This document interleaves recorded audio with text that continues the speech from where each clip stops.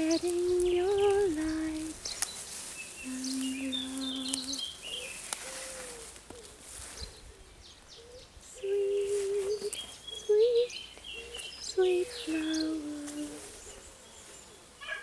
spreading your light and love.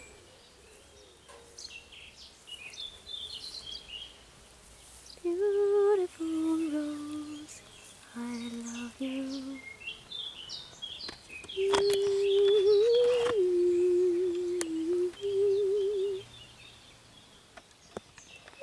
Beautiful rose, I love you.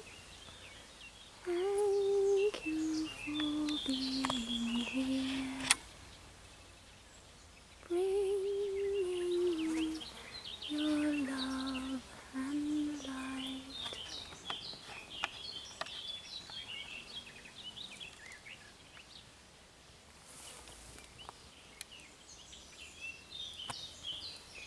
Beautiful hollyhocks, beautiful, beautiful hollyhocks.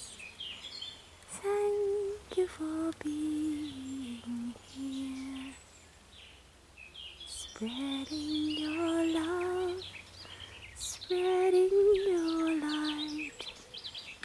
Thank you for being here.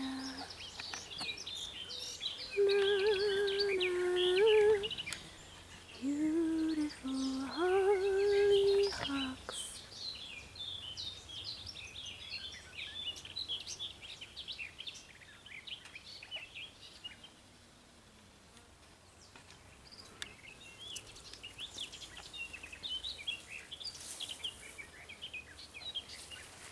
Moulin, Moulin, you who are so loved, loved by the bees, sweet honey bees, they love you, dear Moulin.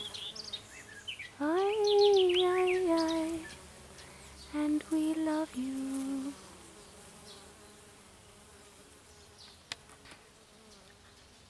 Oh yes, we love you.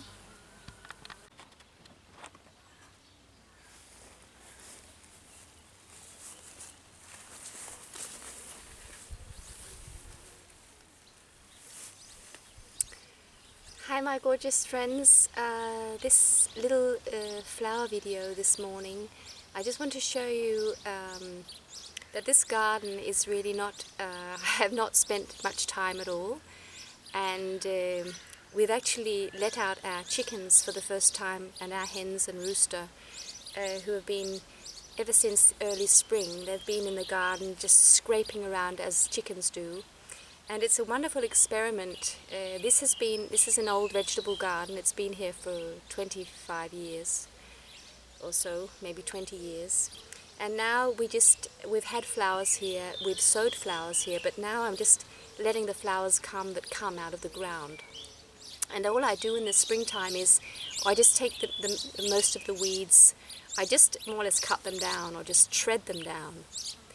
And as you saw this spring, I'll just go for a little walk.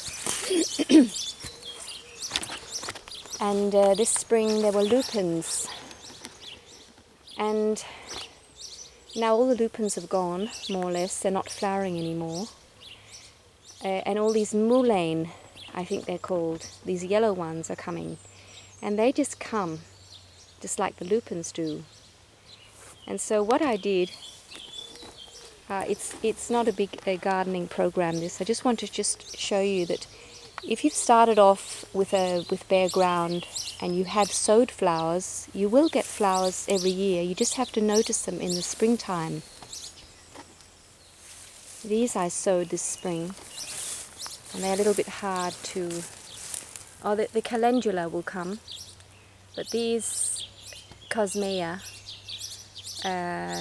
they do come back every year, but they're a bit frost intolerant. And also the sweet pea, you have to sow them again. But these, for instance, these blue ones, which the bees love also, they just come. So it's a matter of noticing them. Also these Sweet William, they will keep coming, and you notice them in the springtime with this plant coming. And if you just more or less shred away or just roughly cut away the weeds around it, they will come really well. Also the daisy is a beautiful flower that just keeps coming. It's all finished now more or less, but it will come back. It flowers twice. So and what I did was,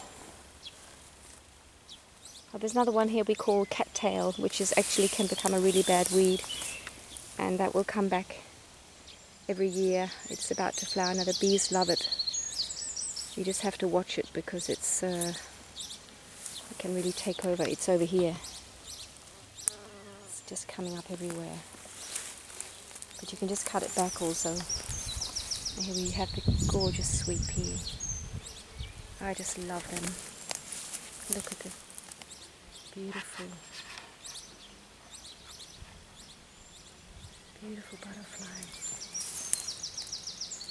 Oh, it's just so gorgeous. Oops, there it went.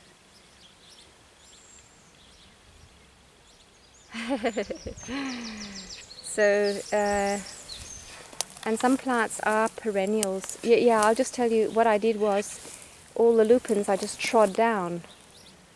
And there is some here that have not been trod down. So when they were just about finished, this is a wildflower. Oh no, wait a sec, I think I maybe sowed this once. And it will probably come every year. So it's a matter of noticing them in the springtime. And just protecting them. And this blue one is, I think, a very bad weed in Australia called Patterson's curse.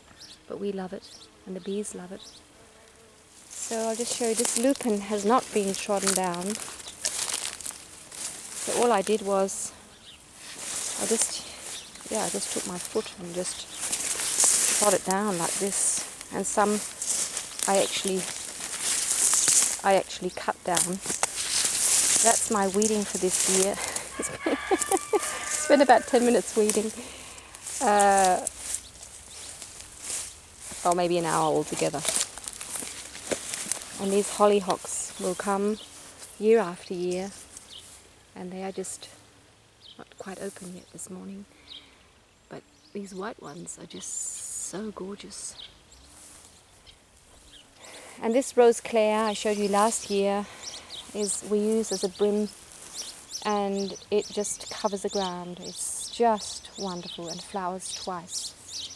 And these, I don't remember the English name, I just love.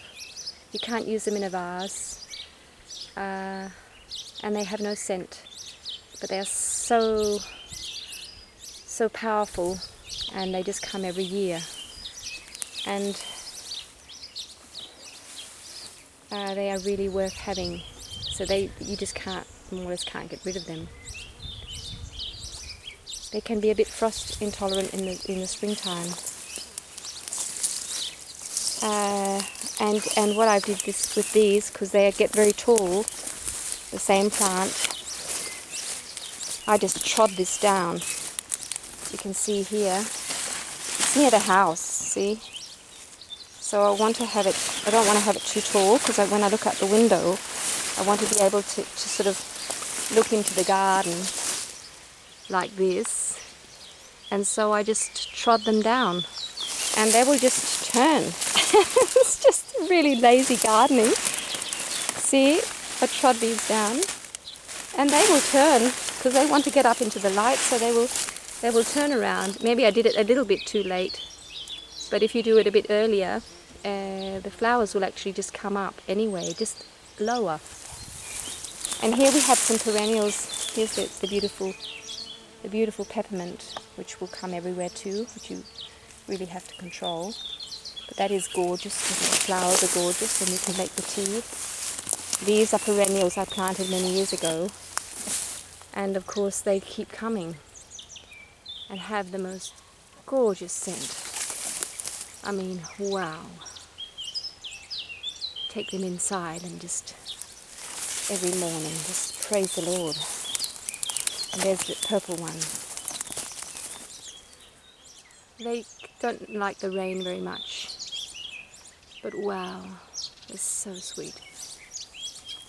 And here, I'll just go back and I'll just take it from the back, from the light, the other way, where I was before. And I mean,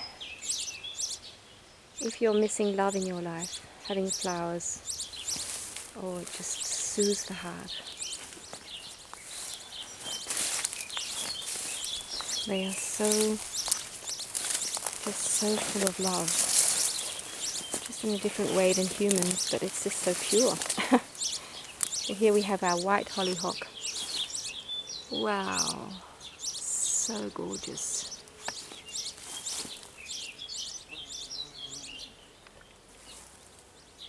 So we'll just finish off the video. This was just a little bit of gardening tips for you. Of course, it depends on where you live.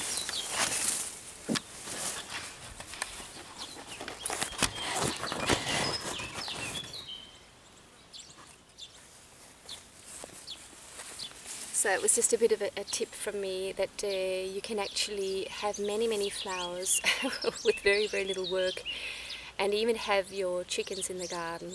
So the things I sowed, like the sweet pea, I did actually protect with a little bit of fence because I had the hens there. So while they're just sprouting, just have a little bit of fence and take it off as soon as they're big enough. So so many animals and plants can live together, and it can just all be so abundant with very little work. So I love that. See you soon, my friends.